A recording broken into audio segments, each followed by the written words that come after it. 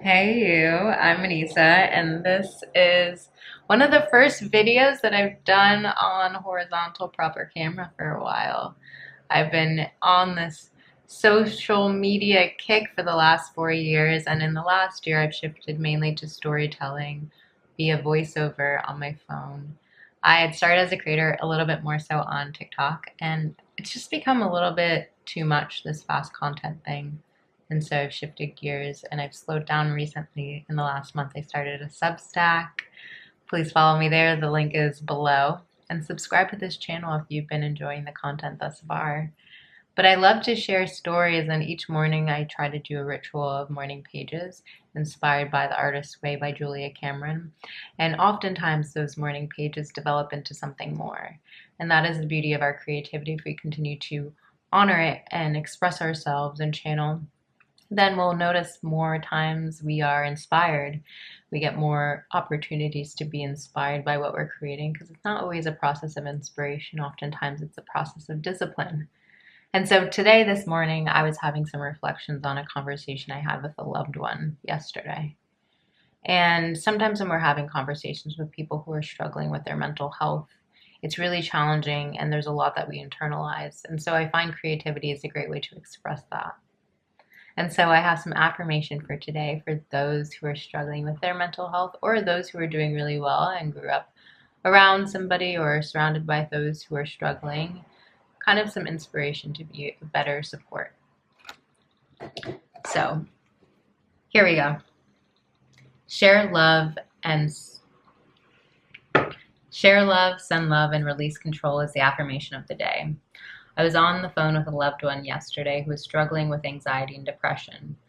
Though I've gotten a bit better at feeling empathy and not being so codependent, I am still a fixer. There is room for me to grow.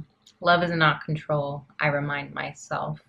So I share some advice that's not wanted and share some love that's well received. And to be fully honest with you, that's why I'm here. One way for me to channel my energy and desire to support others in a passive and less codependent way is here. I'm sharing about wellness, mindfulness, and meditation, and showing myself as a living embodiment too. In looking back, this is the origin story of my fixation on well-being. Growing up around such depression and anxiety planted a seed of purpose in me that grew to be a calling. As a child, I was often wishing I could bring my parents into the present, to joy, to gratitude, but I knew it wasn't so simple. It's not simple to prioritize well-being. It's counterculture. It's counter-resistance, internal resistance most hugely. It takes a lot of discipline to sustain healthy habits, routines, healthy thinking, and self-love. So if you do it, I applaud you. If you do it, you are dedicated to healing, nurturing, and holding yourself accountable, then I celebrate you. The care that you put into yourself is directly impacting others and indirectly impacting millions. You just may not see it, ever. It's so small, like a wave in the ocean of living things, but it's a wave nonetheless that carries a shift in every surrounding current, more subtly to those not in proximity, and sometimes subtly to those in proximity. I was a big internalizer to the waves around me. That's why expression and creativity and creative expression are so cathartic to me.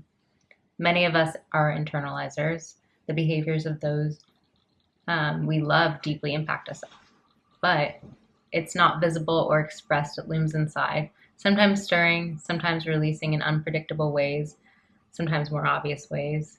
For myself, it shows up as a desire to control, but love is not control. Love liberates. Oh, if only I could make them meditate, eat well, go to therapy, somatically release, spend time in nature, do breath work, say loving affirmations to themselves, get 20 minutes of cardio daily, lower their screen time, honor their inner child, find nourishing community that they feel deeply seen by, talk to God, eat whole foods, sleep 8 hours, journal, and so forth. Then they would feel good.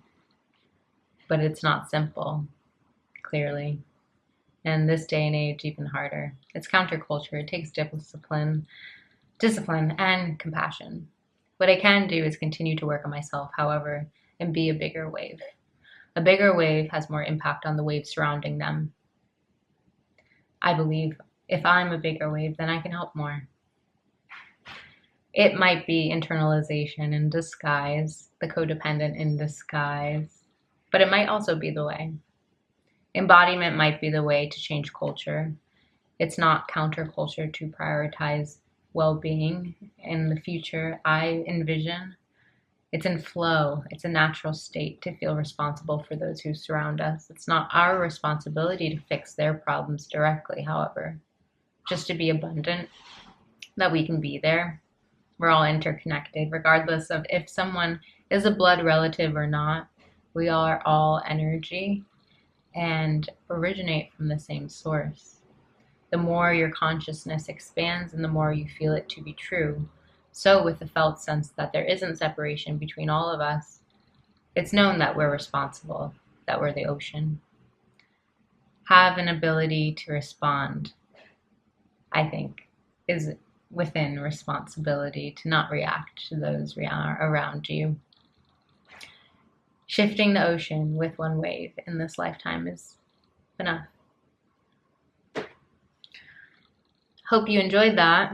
I love writing each day, and I hope this inspires you to continue to express yourself. Allow your flow too, and be that wave that gets bigger and bigger for yourself and others. Much love.